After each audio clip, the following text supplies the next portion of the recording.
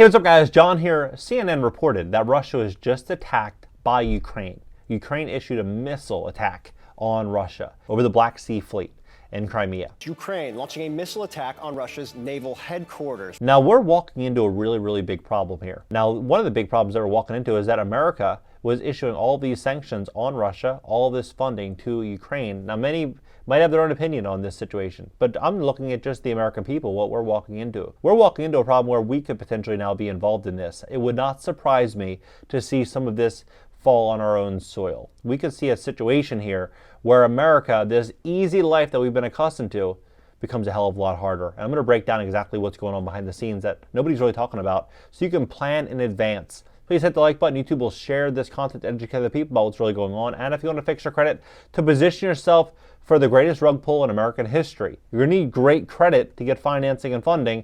Go to greatcreditfast.com. That's greatcreditfast.com. If you have late payments, medical bills, charge-offs, foreclosures, bankruptcies, repossessions, any problems on your credit report, go to greatcreditfast.com. Click the link below in the description of this video and schedule a free strategy session. Take a look at this. So, Ukraine launches missile attack on Russia's Black Sea Fleet headquarters in Crimea. Ukraine launched a missile attack on the headquarters of Russia's Black Sea Fleet on Friday, the latest and perhaps one of the most ambitious. Now, I'm going to show you how this kind of connects, because there's a few dots that connect that the odds of all of this happening are almost zero. But somehow this turns out to be a real nightmare for America. So, the ambitious of Kiev's recent strikes on Russia's military targets in Crimea. The enemy launched a missile attack on the headquarters of the fleet. Over the past month, Ukraine stepped up attacks on Russia's military bases they're fighting to get something going on here, right? They're pushing to try to walk us into a crisis. I mean, you look at all the money we're sending, you look at all of the machinery, all the defense tools, everything that we're sending there. We're sending it for a reason. This isn't just theater. I think we're walking into a real nightmare type of scenario. A Ukrainian missile strike, this is AP News, right? Associated Press, headquarters Russia naval Crimea, right? Look at this. So over the Black Sea had this massive grain deal that fell apart in, I believe it was July. Yep, July 21st. This deal fell apart. This deal is so big, it's 33 million tons of grain and other foodstuffs have been exported from Ukraine, right? Egypt was the 6th largest recipient. The UN confirmed that low and middle income countries collectively receive over half of the grain under the initiative. Think about what this is going to do to countries, right? Food shortages will likely be incoming, right? This deal fell apart, and this attack was just right over this Black Sea, right? So the odds of food being able to go through the Black Sea are going to be greatly reduced, right? It's going to be a lot more chaotic, a lot more problems. So what I think is very likely going to happen here is I think Russia is going to be expediting this big push to get away from the US dollar. And I think other countries are going to be doing the same exact thing. I think this could be a situation in which we see more and more countries join BRICS. We see more and more countries look to kind of de-risk themselves from America and de-risk themselves from Ukraine. All these problems kind of take some risk off the table. That's what I think could very well happen.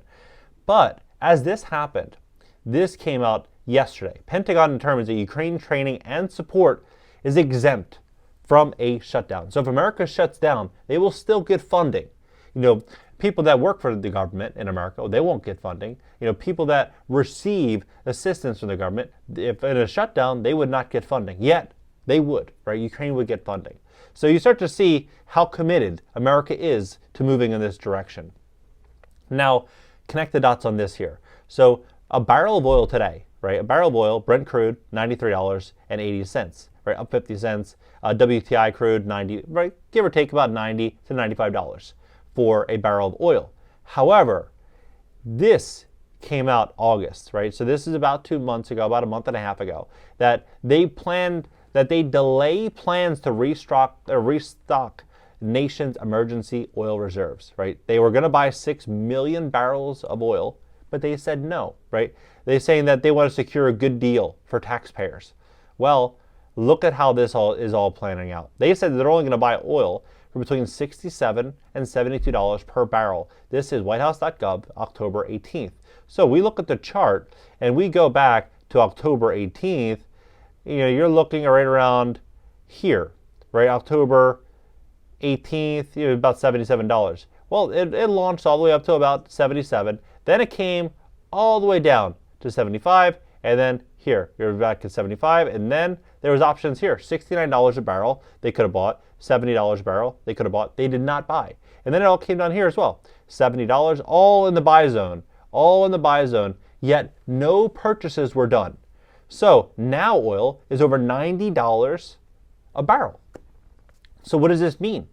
It means that you look at our oil reserves, they're coming off a cliff, right? So we're heavily reliant on our oil reserves, and that's why the last year or so oil prices are so low, is because we were basically just using our reserves. But now we can't restock, not at these prices apparently. And so what's ultimately going to happen? Our reserves are going to continue to get depleted, and as we look at to other countries in which, now America is trying to move into clean energy, you start to look at other countries such as Venezuela or Saudi Arabia or Russia or other locations that would sell oil. Many of these are taking sides with Russia. And so what's ultimately going to happen? We're likely going to continue to see oil prices go up and big problems continue to ramp up for American consumers and Americans. This is one of the biggest problems that I see though. Sure, we're going to likely see inflation continue to run rampant because we're going to see oil prices continue to rise. We're going to see more money printing continue. We're going to see increased taxes happen in America. But one of the big problems I see is food. This food problem, as oil and gas and fertilizer and all these prices continue to rise, it becomes more expensive to produce and distribute food. When we walk into situations like this with the Black Sea deal falling apart, and you look at some of these other countries that are taking sides, it's all pushing towards a much harder America. It's all pushing towards a really, really big problem for the U.S. economy. I mean, look at this. Kiev, Ukraine struck the headquarters of Russia's Black Sea Fleet in a missile attack today that left a serviceman missing and the main building smoldering, according to military officials on both sides of the war in images on the scene. The Russian Defense Ministry initially said one service member was killed, but then issued a statement saying that he was missing following an attack of the port of the city. The Crimea Peninsula, which Russia illegally annexed from Ukraine in 2014, has been a frequent target since Russia's President Vladimir Putin ordered a full-scale invasion of Ukraine almost 19 months ago. Crimea has served as the key hub for supporting Moscow's invasion of Ukraine. Sevastopol, the main base in Russia's Black Sea Fleet since the 19th century, has had a particularly importance for Navy operations since the start of the invasion of Ukraine.